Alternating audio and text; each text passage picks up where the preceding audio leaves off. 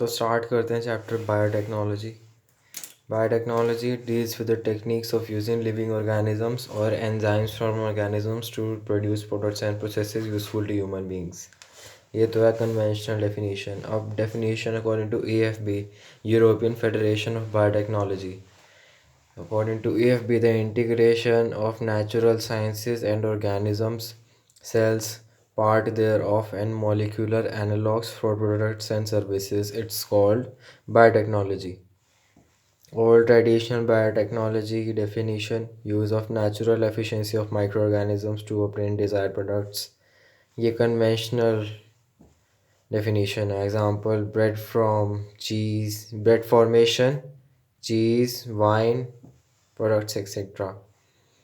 Modern biotechnology mainly based on genetic engineering, formation of genetically modified organisms and maintenance of genetically modified organisms to obtain desired products.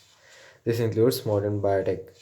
Genetic engineering, the technique of artificially and deliberately modifying DNA of organisms to suit human needs. Engineering का मतलब ही modification होता है और किसी भी organism के DNA में modification करना ताकि वो ऐसे प्रोटीन्स या फिर प्रोडक्ट्स बनाए जो कि ह्यूमन के लिए बेनिफिशियल हो, ह्यूमन उसका फ़ायदा उठा सके, एक्सप्लॉइट कर सके.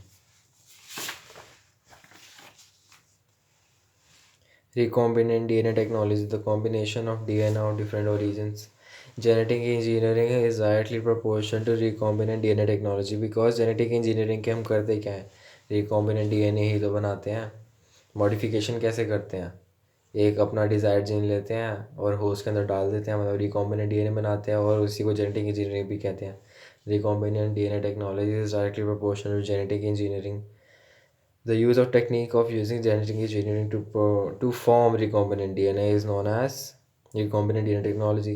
अब आउटलाइन क्या है, जैसे इसमें मेनली क्या होता है, जो अपना डिज़ायर्ड जीन ऑफ इंटरेस्ट है उसे हम एक प्लाज्मिड के साथ इनकॉर्पोरेट करते हैं, ठीक है, और फिर किसी भी बैक्टीरियल सेल में डाल देते हैं ताकि वो बैक्टीरिया बहुत रैपिड रेट पर डिवाइड हो और हमारे लिए अपने बेनिफिशियल प्रोडक्ट बना के दे दे.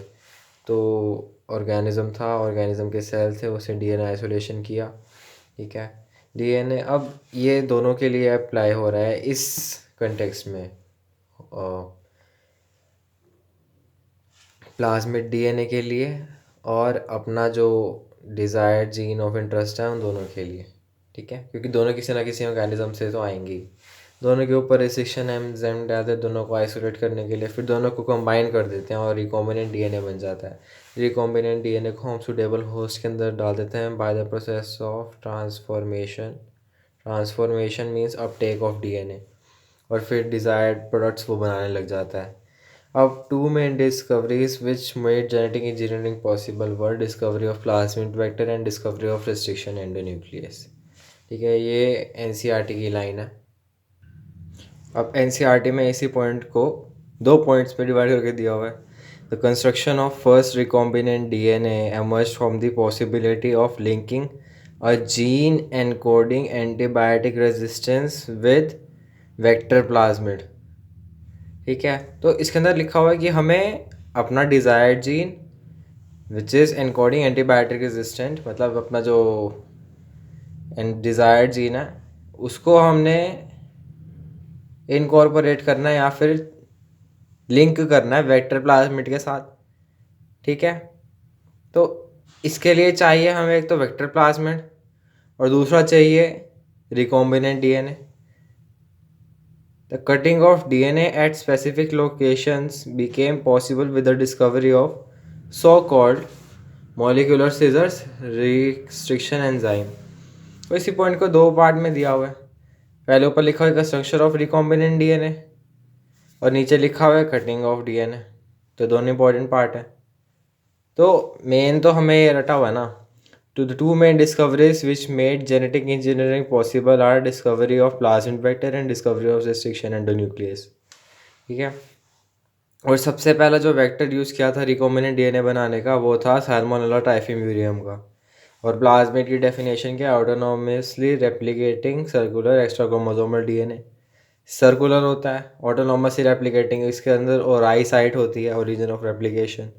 और एक्स्ट्रा क्रोमोसोमल डीएनए होता है, अपार्ट फ्रॉम डीएनए साइटोप्लाज्म में पाया जाता है, न्यूक्लियस के अंदर नहीं पाया जाता। ठीक है। और first recombinant DNA was made by Stanley Cohen and Herbert Boyer in 1972। और उन्होंने ये बनाया था by incorporating desired gene with plasmid vector of Salmonella typhimurium. ठीक है। तो Stanley Cohen Herbert Boyer made the first recombinant DNA by linking the desired gene with plasmid vector of Salmonella typhimurium.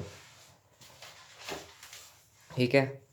तो हमें इससे पता चल गया two main discoveries which made genetic engineering possible were discovery of plasmid vector and discovery of restriction and the nucleus.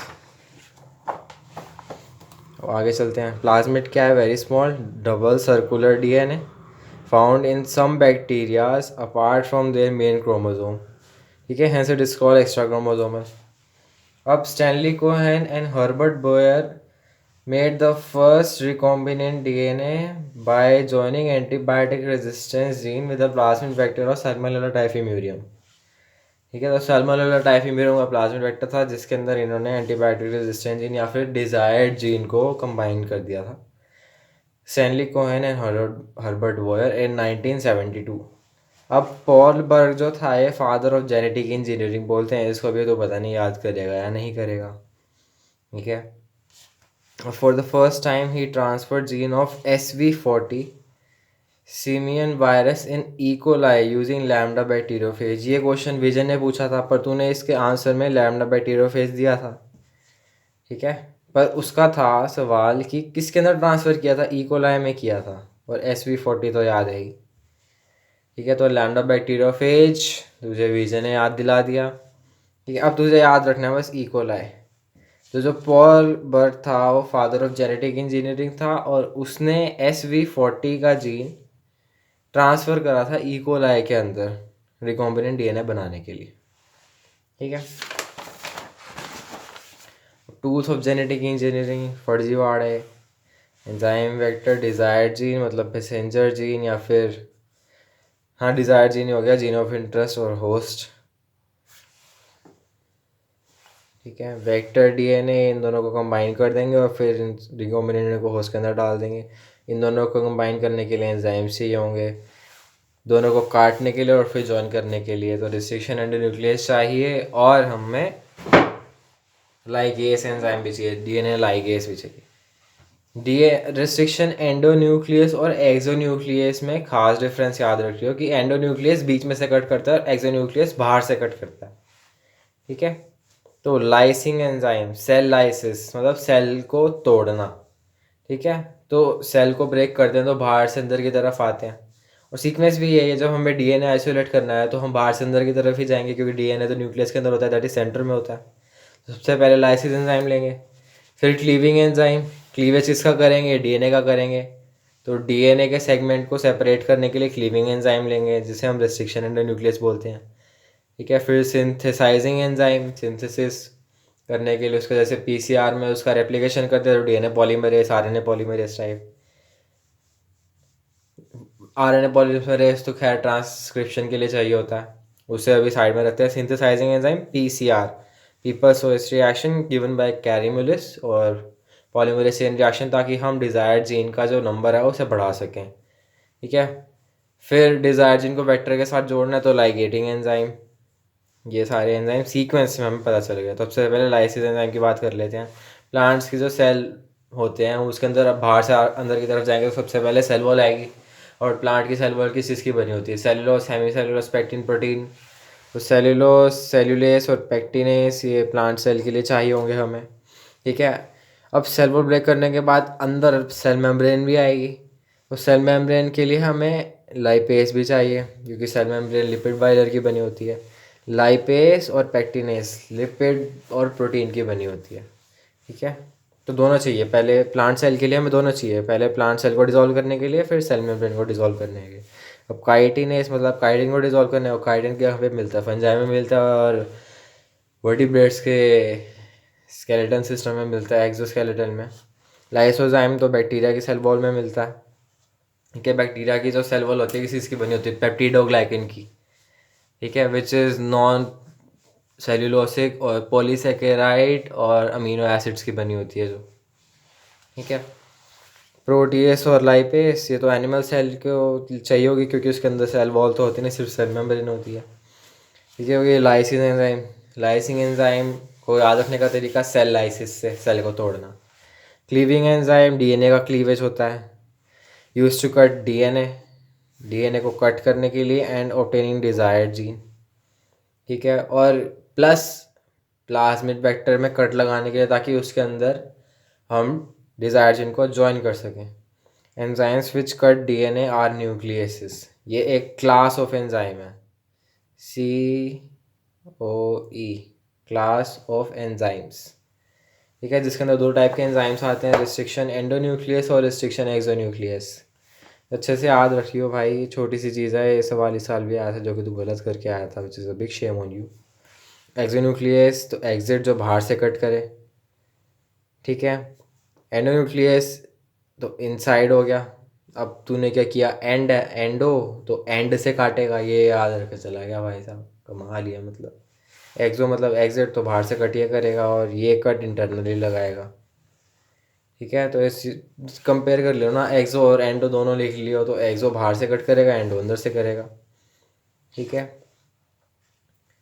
और ये क्या करते हैं, जो शुगर फॉस्फेट बैकबोन है उसको ब्रेक करते हैं, ठीक है। और sugar phosphate backbone, SP SP SP SP, इसके ऊपर नाइट्रोजन बेस लगा हुआ है, इसके ऊपर नाइट्रोजन बेस शुगर के ऊपर, फिर SP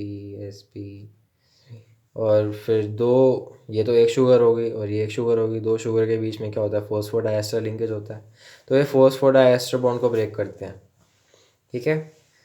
cuts DNA from 5 prime end और 3 prime end by breaking the phosphodiester bond, और ये भी इंटरनल फॉस्फोडाइएस्टर बॉन्ड्स को कट करता है। तो जो रिस्ट्रिक्शन एंडोन्यूक्लियस होता है वो शुगर फॉस्फेट बैकबोन में कट लगाता है एट स्पेसिफिक साइट्स, जिसको हम रिकॉग्निशन साइट बोलते हैं या फिर रिस्ट्रिक्शन साइट बोलते हैं या फिर cloning site.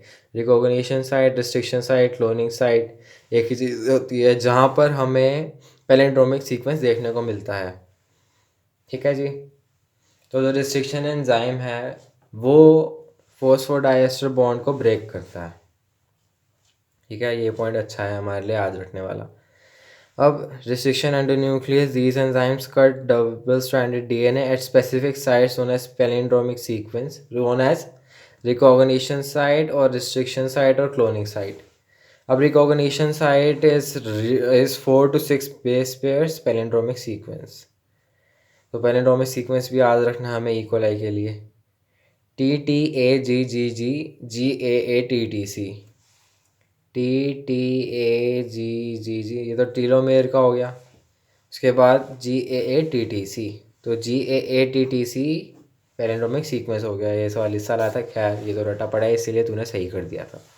All the restriction endonuclease enzymes have their specific recognition site and they cut DNA at that site only, ठीक है। ये पॉइंट बड़ा इंपॉर्टेंट है। हर जो रिस्ट्रिक्शन एंडोन्यूक्लियस एंजाइम है उसकी स्पेसिफिक रिकॉग्निशन साइट है। एक एंजाइम के लिए एक ही साइट होनी चाहिए। एक एंजाइम के लिए अगर एक से ज़्यादा रिकॉग्निशन या फिर रिस्ट्रिक्शन या फिर क्लोनिंग साइट्स हो गई तो वो पूरे डीएनए को फ्रेगमेंट्स में ब्रेक कर देगा और वो हमारे किसी काम का नहीं बचेगा फिर, ठीक है। तो इससे हमें पता चलता है कि एक एंजाइम के लिए more than one recognition site नहीं होनी चाहिए, ठीक है। अब फर्स्ट रिकॉम्बिनेंट डीएनए कब था, 1972 में, form by Stanley Cohen, Herbert Boyer, और प्लाज्मिड वेक्टर था सैमुअल डाइफिम्यूरम का। अब फर्स्ट रिस्ट्रिक्शन एंडोन्यूक्लियस एंजाइम जो आइसोलेट हुआ था, it was isolated bye Smith, ठीक है। और हीमोफीलिया इन्फ्लुएंजा से आइसोलेट किया था और उसे नाम दिया था हिंद सेकंड। तो हिंद 2 नाम दिया था।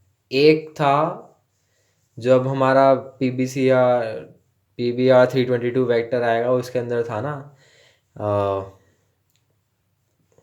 प्रशांत Pawar eco class in Hindi, तो वो तो थर्ड लेक्चर था, हिंद 3 था वहाँ पे, वो तो थर्ड लेक्चर था इकोनॉमिक्स का। Prashant Pawar eco class in Hindi, ये तो थर्ड लेक्चर थी इको की क्लास, ठीक है। और जो फर्स्ट रिस्ट्रिक्शन एंजाइम था, it was named as Hind second, और वो भी किसने आइसोलेट किया था? स्मिथ ने। तो विल स्मिथ, वो जो मैन इन ब्लैक वाला एक्टर है, ठीक है। और 2 जो मूवी आई थी, ठीक है, बहुत पैसे कमाए थे उसने, तो इसे हम हॉलीवुड से रिलेट करते हैं, हॉलीवुड के लेवल की थी, तो हिंद 2, ठीक है। और स्मिथ ने डिस्कवर किया था हीमोफिलस इन्फ्लुएंजा, सैल्मोनेला टाइफिम्यूरियम तो टाइफाइड कॉज करता है, हीमोफिलस इन्फ्लुएंजा निमोनिया कॉज करता है, ठीक है।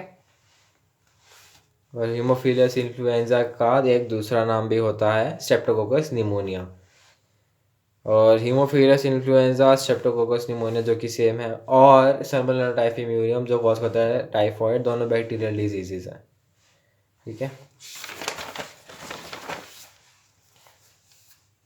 Later Amber Smith and Nathan got Nobel prizes, तो एम्बर स्मिथ और नाथन को नोबेल प्राइजेस मिले थे फॉर आइसोलेटिंग इको R1,